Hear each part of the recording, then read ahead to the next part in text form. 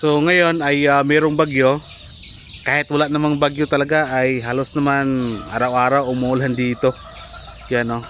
Sa umaga, grabe ang init. Paghapon yan, sobrang lakas ng ulan na maging sanhi ng magkaroon ng hindi magandang kondisyon ng ating mga manok.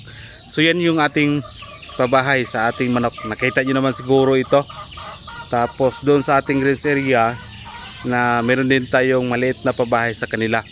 So ang purpose, para kung may ulan o sobrang init, at least hindi direct na matamaan sa malakas na ulan o sobrang init yung ating mga manok. Okay, yan yung pabahay sa ating mga manok. Dito rin no. Ang ano kasi, ang epekto sa palaging umulan tulad sa ating panahon ngayon ay yun ang isa sa dahilan na mag-decrease ang pangingitlog sa ating mga manok. Yan ang ating mga manok ko. Gutom na. Yan yung pabahay nila. Yan. So mahirap ang pagmamanok kapag tuwing tag-ulan. Number one, yung sabi ko nga kanina is mag-decrease yung kanilang pangingitlog. Tulad sa ating panahon ngayon, yung sabi ko kanina, sa umaga init, paghapon biglang lakas yung ulan. So yan, anong mangyari sa ating mga manok? Pwede silang masipon or kung ano man, di ba? So kung meron kang ganyan, pabahay tulad niyan, so wala siyang masyadong problema. Ang problema diyan, kung meron kang bagong pinakawalan diyan ng mga sisiw, hindi pa nila alam paano sumilong diyan sa diyan sa pabahay nila. So kailangan mo siyang i-guide, halos mga 3 days ata i-guide natin tuwing tag-ulan na ipapunta doon sa kanilang pabahay. Para kung may ulan, automatic sanay na sila na magpasilong doon sa kanilang pabahay. So yan, dito rin yung ating mga iba na mga breeder natin, kasi hindi pwedeng ihalo natin yung ibang tandang dito kasi mag-away-away po sila. So dito natin sila nilagay. So ang ating pabahay dito rin, mas malaki pa yung gastos ko dito at dito. Kaya nagsimula tayo na inuuna natin sila. Ito yung una nating pina-invest talaga. Ginagastusan natin ng malaki yung pabahay nila. Kaya sa pagsisimula ko ng aking manukan, balik kaunti lang yung ating breeder. Dahil halos lahat ng aking budget sa ating manukan ay dito talaga sa pabahay nila. Kasi alam ko darating yung panahon na kung meron pa bago-bago na klima, at least ready na po yung ating manukan na meron silang masisilungan. Okay, yan yan yung pabahay nila. Ano yan, mga Siam lahat yan na breeding pen ko yan, bali back to back. Dito rin sa ating net meron tayong pabahay doon ayan. Dito ko rin nilagay yung ibang mga 2 months old ko na mga sisiw. Ayan. So ngayon ay magpakain tayo sa ating mga manok ko. Dahil yan gutom na sila.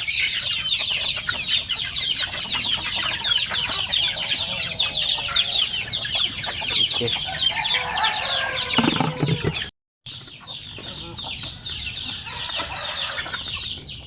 So yan nga po yung pinakawalan ko dito. Yung alam ko lang na mga 2 months old, kasi pag ganong edad ay kaya na po nilang mag-survive sa ulan at sa kainit. So hindi katulad doon sa ating mga manok doon sa probinsya na walang pabahay, hinayaan lang natin, pakainin lang ng mais, fights na. Ayun ay para lang yun sa manok na pang personal na konsumo. Pero yung tulad nito sa atin na ginagawa na talaga natin siyang negosyo, yung ating manukan, at siyempre yung inalagaan natin dito ay hindi basta-basta ng mga manok. So siyempre ay mag-invest talaga tayo, maggastos talaga tayo ng pabahay sa kanila, kasi negosyo na yung pakay natin dito, hindi na pang personal na konsumo. Ayun. And at the same time talaga, kung halimbawa may mga itlog dito na mga reject, ganyan, yan, naging ginagawa namin na isang personal na konsumo. Okay.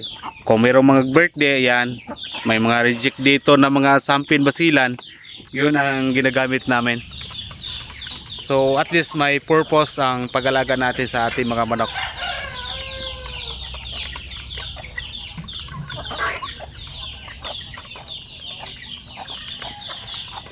Yan o. So yan yung pabahay nila. Yan o, dito na malapitan. So yun nga, yung may nagtatanong paano ko ba daw sila inaalalayan kapag tuwing tag-ulan yung bagong nilagay ko dito sa rinse area. Ano lang, tuwing gabi, yan, ginaguide ko sila na papunta doon sa kanilang pabahay. Tuwing may ulan, ginaguide ko rin sila doon hanggang masanay sila. Kapag may ulan, automatic na sila magpunta. Ayan. So ganun ka-importante, yan, napakasimple lang yan. Ganun ka-importante, ganun kahalaga yung pabahay sa ating mga manok. Ang doon talaga, yun ang malaki na gastos ko talaga. Yan.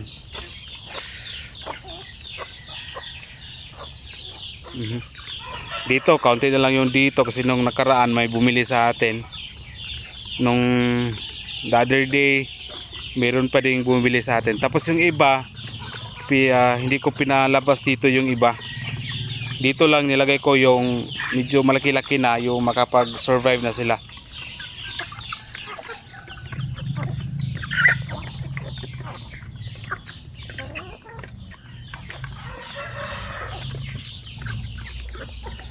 So kung ang pakay nyo ay negosyo sa inyong manukan, kailangan talaga yan, pabahay.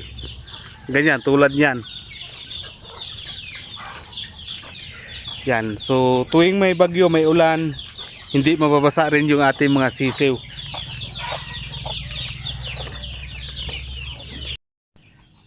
So ngayon ay kumusta natin yung ating mga sisiw ngayong may bagyo or sa malakas na ulan. So yan, mga sampi natin okay naman, walang nabawas. 2, 4, 6, 8, 9. So 7 na babae, 2 lalaki. Yan ang ating mga sampin. Mga next 2 weeks siguro pwede na itong pakawalan.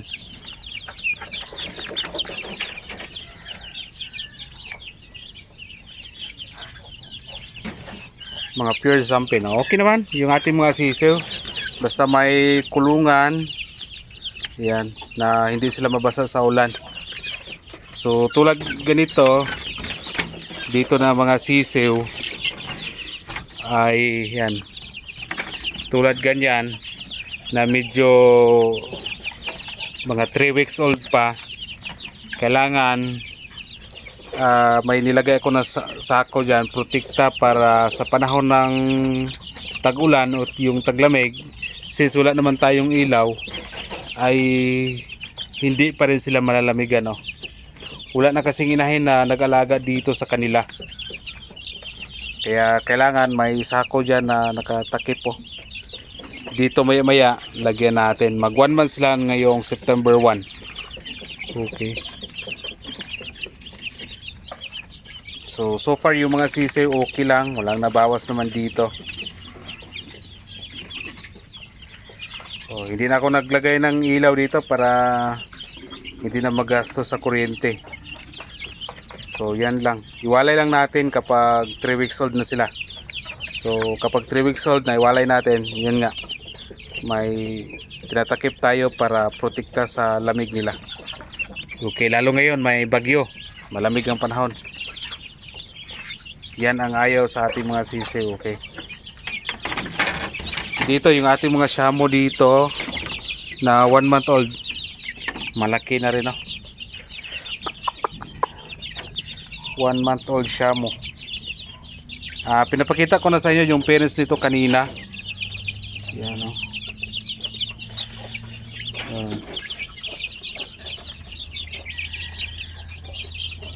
Mga sisiw na malakas kumain. 2, 94689. May siyam dito na Shamo.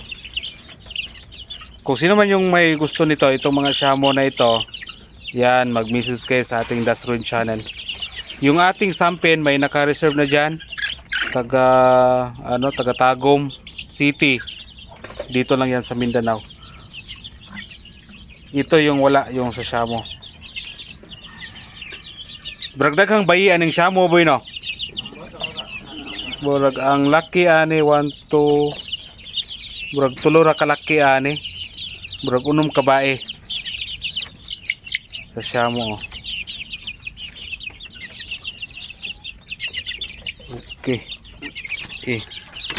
So yan, kahit walang takip yan na sako o kaya walang ilaw, kaya na nito nilang mag-survive.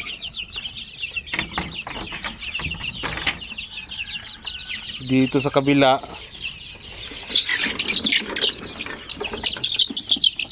okay naman dito, walang problema. Kaso yun nga, sabi ko sa inyo, pag mga may lahing mga oriental breed na manok, pag medyo malaki na sila, yan, mag-away-away na.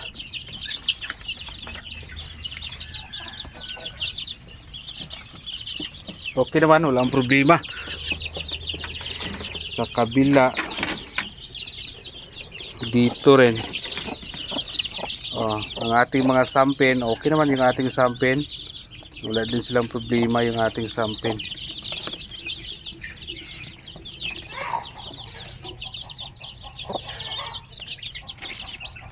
Wala ang nabawas pa rin yung ating sampin.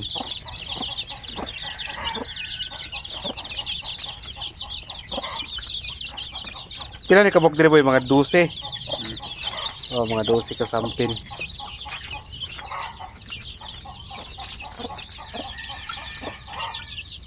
Okay. Dire basilan, tara dire basilan. Ayan, basilan. Magaling mag-alaga sa kanyang mga sisiw. Tingnan natin yung mga sisiw dito. Sa gawas? Sige. Kaya daghan sila dito. Ang uban, tanawa ang uban. Basig na inakulangan diya. Ayan yung ating basilan.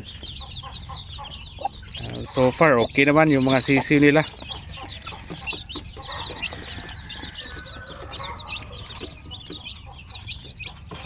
Okay na.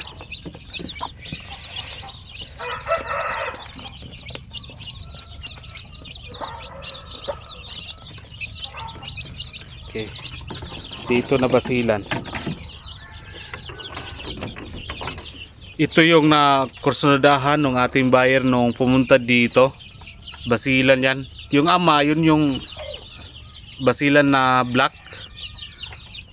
Color black. So ito yung naging anak na nila. Pares nga ito, babae at saka lalaki. Malaki rin. Actually, walang naka-reserve nito. Kung sino po yung gusto, ito ay nasa 250 lang to. Kung sino po, mura lang po yan.